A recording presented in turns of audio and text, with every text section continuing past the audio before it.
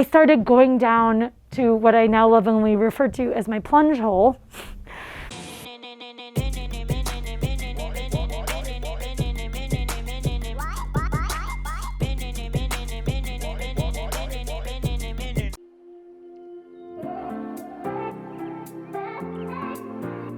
I went to visit a friend in Denmark a couple years ago, and we went to Finland, and ever since coming back, I became semi-obsessed with cold plunging.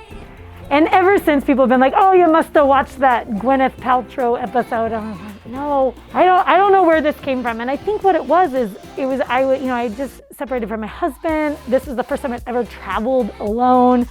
I was really putting myself in these uncomfortable places, and that's where growth happens. And when I came back, I started going down to what I now lovingly refer to as my plunge hole, with my swimsuit and my bathrobe and my beanie and my wool socks and my old sneakers I don't care about, hanging my robe on the branch of a tree and getting into the freezing cold waters. And I don't even really do it in the summer, I only do it this time of year, and just dunking for a moment and doing this really uncomfortable thing. And I don't know, I was like, why am I doing this every day? I'm so driven, what kind of switch went off when I went on this trip? But it was being uncomfortable, starting your day off, making a choice to do the hardest thing, making the choice to step into that cold water and then to put your boobs in that cold water. It's hard. And you get that out of the way first thing in the morning, everything else kind of seems easy. But it's that being uncomfortable. And as I walk back to my car and get back to my home, I used to hop in the shower first thing, and now I don't. I that warming, that feeling after you forced yourself to be uncomfortable, as that after effect is just delicious. Marathons, look at the popularity of marathons. I mean, we've been setting ourselves up to suffer by choice, as humans have evolved out of suffering not by choice. It's part of our experience.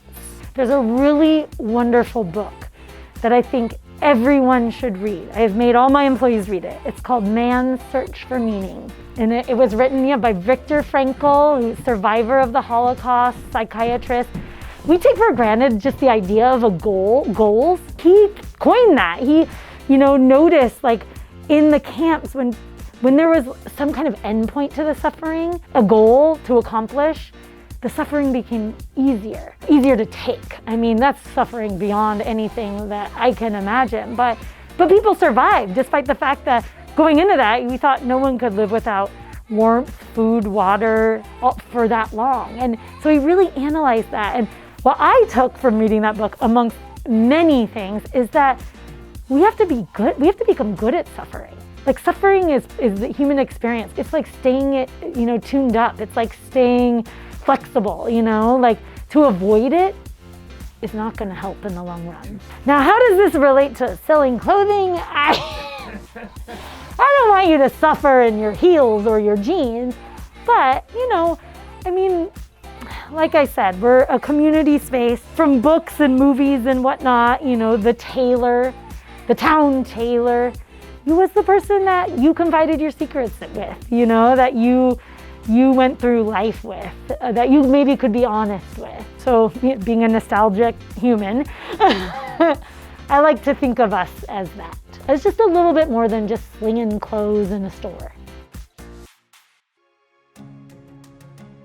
I'm a big skier, and I was at Snowbowl, which skiing this season has been a normal thing to me. I haven't been going into the lodge or anything, but the act of skiing for the most part has not been affected by COVID, and it feels really good. And it's a way I can see people because we're wearing masks, we're outside. But I was up there for one of their events recently, and they were they were miking it over a loudspeaker, and I was like, why am I crying? And I realized it's because it's been so long since I've heard loudspeaker, music being played loud, people together watching one thing.